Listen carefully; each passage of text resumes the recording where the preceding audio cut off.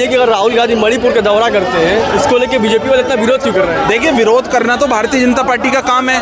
अब लगातार अब मुझे उल्टा लग रहा है इस देश के अंदर कि जो राहुल गांधी है वो नरेंद्र मोदी बन चुके हैं, जो नरेंद्र मोदी है वो राहुल गांधी।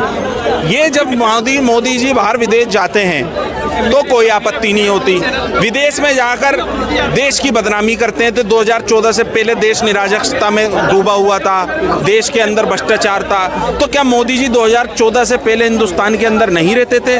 क्या मोदी जी ने 2014 के बाद नागरिकता ली है? मैं पूछना चाहता हूं, जब आप राहुल गांधी को कहते थे कि विदेश जाकर ये बदनाम करते हैं देश को, आज मोदी जी ने जब बदनाम करा और रशिया जैसे देश में जाकर देश के बारे में, अरे आपकी कोई भी मतभेद हो सकती है, पार्टी से हो सकती है, नेता से हो सकती है, वो देश में करो। आप विदेश में जाके देश को बदनाम कर रहे हो, कितने शर्म की बात है। मैं कहना चाहता हूं मोदी जी से, आप देश के नेतृत्व कर रहे हो, प्रधानमंत्री हो, देश की तारीफ करो, भले ही चाहे आप जुमला फेंको, लेकिन विदेशों में भी जाके फेंको अगर देश में फेंक रहे हो तो। अब राहुल गांधी हाथरस जाते हैं, मणिपुर जाते हैं, आपका यहाँ जाते हैं, वो एक जगह आसाम में जाते हैं जहाँ बाढ़ पीड़ितों से मिलते हैं। मोदी जी कब जाएंगे? मुझे तो लग रहा है देश के प्रधानमंत्री राहुल गांधी है या नरेंद्र मोदी जी हैं। लगातार वो आदमी मजदूरों से मिल रहा है, कहीं चिनाई कर रहा है, ठीक है जी, कहीं कूलियों का सामान उठा रहा है वो आदमी। वो बंदा जमीन पर चल रहा है, कन्याकुमारी से लेकर कश्मीर तक 4000 किलोमीटर वो चला। लेकिन आज क्या हो रहा है? मोदी जी कहते थे हवाई चप्पल वाला हवाई जहाज में सफर करेगा, तो मैंने एक दिन सोचा कि भैया छत पे मैं लेट जाऊं और हवाई चप्पल पहन लूं, क्या पता कोई हेलीकॉप्टर कोई जहाज आए और मुझसे कहे भैया तूने हवाई चप्पल पहनी है, मैं तुझे हवाई जहाज में सफर करा रहा हूं। तो कितने जुमले देश को दोगे?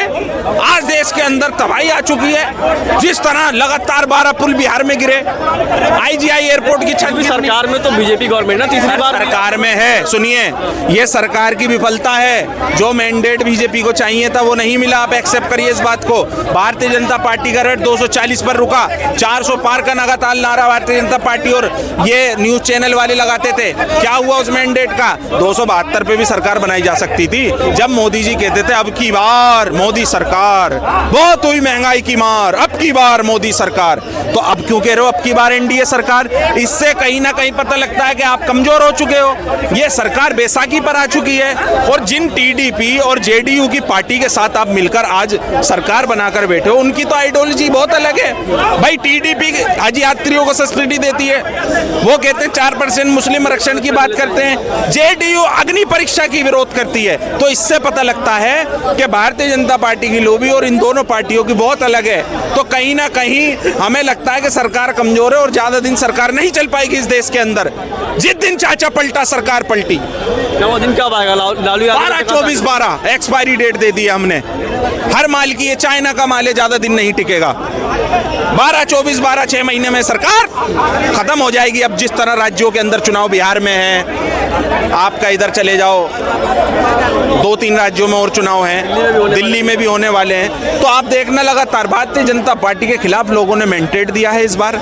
और मोदी जी चाहे कितना ही वाहवाही कर लें विदेश में जाकर कि मोदी का डंका बज रहा, आपने देश को बदनाम कर दिया। आपने ऐसा स्टेटमेंट दिया कि 2014 से पहले लोग निराश थे। अरे 2014 से पहले लोग गर्व के साथ देश में चलते थे, हर चीज खरीदते थे, इतनी महंगाई नहीं होती। आज महंगाई चरम सीमा पर है, बेरोजगार युवा हो गया, लगातार देश में 7 सालों में 70 पेपर लीक होना, स्वास्थ्य लेवल ठप हो चुका है। तो किस बात की बात कर रहे हैं आप देश के अंदर? आप स्टेटमेंट की बात कर, जिस तरीके से राहुल गांधी ने संसद में बयान दिया था हिंदुओं को लेकर, जबकि वो हिंदुओं की बात नहीं, मोदी की बात। आचार्य जी ने कहा है कि देश के अंदर हिंदू कभी हिंसक नहीं फैला सकता, और राहुल गांधी के बयान को ये भारतीय जनता पार्टी के लोग गलत तरीके से दिखा रहे हैं। ये मीडिया गलत तरीके से दिखा रहा है कि उन्हें बदनाम करा जाए, और वो आदमी जितना आप चर्चित में रखोगे वो और बुलंदियों तक जाएगा, वो बदनाम नहीं होगा। इस देश का हिंदू कभी हिंसक नहीं हो सकता। देखिए, तीर जब निशाने पे लगा, राहुल गांधी के घर पर चढ़ाई करने कौन लोग गए? गुजरात के अंदर कांग्रेस कार्यालय पर कौन लोग गए? तो ये उन्हीं लोगों के लिए कहा गया था जो लगातार हिंसा फैलाने की काम करते हैं देश के अंदर, और ऐसे लोगों को उखाड़ के फेंकने का काम करेंगे सरकार बनने के बाद।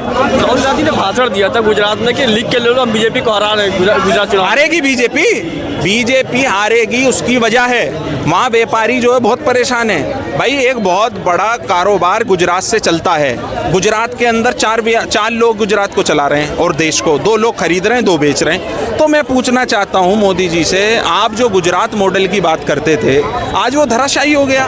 गुजरात में जमीनें चटक रही हैं, पुल गिर रहे हैं, कहाँ है गुजरात लेवल? लगातार पेपर लीक हो रहे, 14 पेपर गुजरात में लीक हुए, तो आप तो ठप कर दिया आपने गुजरात को भी।